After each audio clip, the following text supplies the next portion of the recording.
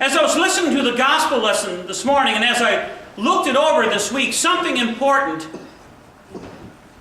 triggered in my mind, and it's a statistic that I just recently heard that came down the pipes from Revenue Canada. And the statistic is that volunteerism is on decline in Canada and in Newfoundland and Labrador. We've probably heard it said that 20% of the people in church do 80% of the work. And that's probably true. The same holds true for volunteerism all across Canada. I'm going to stand up here a bit now because I'm not very tall. But in the 1970s, the ratio was this: 30% of the people did 70% of the work. So you can see that over the last several decades, volunteerism is in decline.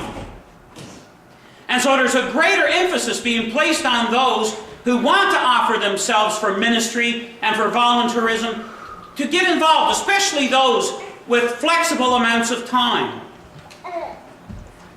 Someone once said to me that volunteerism is a measure of the civility of a community.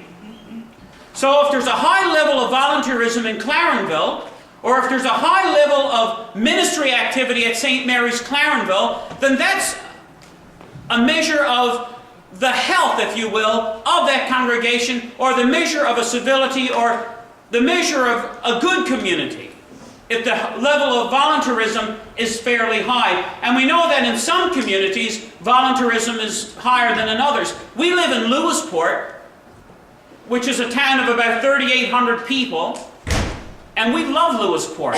There's a great community spirit, there's a great sense of unity, and when someone experiences a tragedy or a great illness or something like that, I'm not joking, it seems like the whole community rallies together to help. So in Lewisport, there's a high level of community activity, a high level of volunteerism, a fairly high level of civility. I don't know about Clarenville. I haven't been keeping up very much on Clarenville or other sort of larger and growing communities in Canada. In our gospel lesson today, there's the story of Mary, who pours expensive perfume on Jesus' feet, washes off his feet with her hair, and the whole room is filled with the fragrance of the offering of the perfume. Now, for those of us who may have allergies, that doesn't sound very appealing, especially those of us who are allergic to scents. But in this gospel lesson today, the imagery is that Mary offered herself and all that she had, and it became a sweet-smelling fragrance. So her offering was a sweet-smelling fragrance that permeated the room. And so the lesson for us today is that our offering, whatever it may be, if offered in love, as she offered her gift to Jesus in love, can be and should become a sweet-smelling fragrance that permeates our church, that permeates our community, that makes a difference in the world. What do you have to offer? What particular gifts do you have? Victoria can sing. I cannot. Bob Balsam can play the guitar. I cannot. Charlene is an excellent pianist. I definitely am not that. That's just the way it is. The gifts that I have may not be the gifts that you have, so I offer my gifts to the best of my ability, with God's help, to the glory of God, to hopefully make a difference in the world. And in the church, of course. Of course, Judas takes Mary aside, and not so much Mary aside, but he makes this comment that the perfume should have been sold and the money given to the poor. We know that Judas had an evil heart and he was interested in the money for himself. But Jesus responds with a very interesting passage that has been often misunderstood down through the ages. In John chapter 12, verse 8, Jesus responds, "You always have the poor with you, but you do not always have me." Now, most of us have grown up believing that, well, helping the poor is a bottomless pit. You can only do so much. You can't make much of a difference in the world because there's always going to be people who are taxing society and so forth. You've all heard it, right? That's not the heart. That's not the true meaning of what Jesus says here. When Jesus says, you will always have the poor with you, but you do not always have me, what he is saying to the church is, your ministry is to be among the poor. The poor you shall have with you always. You are to be among the poor always. You are to minister to the poor always. You always have the poor with you. That means where the church is, that's where the poor people should be. Where the poor people is, that's where the church should be. After I'm gone, Jesus says, you will get down to the brass tacks of ministry amongst the needy in your community. And it may not be people who are financially poor. It may be people who are spiritually poor. People who are mentally poor. You get the idea. There's all kinds of poverty. All kinds of poverty in the world. Financial just being one of them. But when we tend to think of poor people, we tend to think of people who are struggling to survive financially. And so, but you know, the reality is some of the most pleasant, happy, generous people I know are people who have nothing in the bank.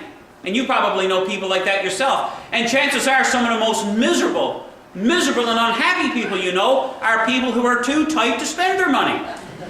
And they end up dying and leaving their money to their kids who fight over it after they're gone. It gets squandered, so what's the use? Some of you are chuckling because you know people like that. Maybe you're chuckling and saying, I have people like that in my family.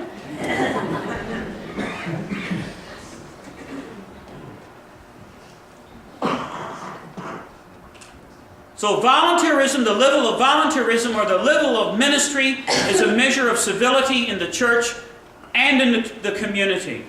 And we know that volunteerism and ministry are not the one and the same, because there are people who volunteer who have nothing to do with the church, and there are people who come to church who have nothing to do with volunteerism. That's just the way it is. But in Matthew chapter 25, Jesus gets to the crux of what it means to offer yourselves for ministry, or what ministry really, really means. He says, come you that are blessed by my Father, inherit the kingdom prepared for you from the foundation of the world. And this is the list. Now listen to this, please. For I was hungry, and you gave me food. I was thirsty, and you gave me something to drink. I was a stranger, and you welcomed me. I was naked, and you gave me clothing. I was sick, and you took care of me. I was in prison, and you visited me. This is Christian ministry or Christian volunteerism at its finest. Then the righteous will answer him, Lord, when was it that we saw you hungry and gave you food, or thirsty and gave you something to drink? When was it that we saw you a stranger and welcomed you, or naked and gave you clothing? And when was it that we saw you sick and in prison and visited you? And the king will answer them, truly I tell you, just as you did it to the least of these who are members of my family, you did it to me. So when you extend yourself, when you offer your gifts that God has given to you as the sweet-smelling fragrance, when you make a difference in someone's life, when you feed someone who's hungry, or give someone who is thirsty a drink, when you visit someone who is in prison or in hospital, when you give someone who is raggedy extra clothes that you have hanging in your closet that you no longer wear, and how many of us are like that? We have clothes we no longer wear. Perhaps we've put on weight. And this is our skinny clothes. And we're saying, one day I'm getting back in my skinny clothes. Give away your skinny clothes, my dear. That's what I had to do.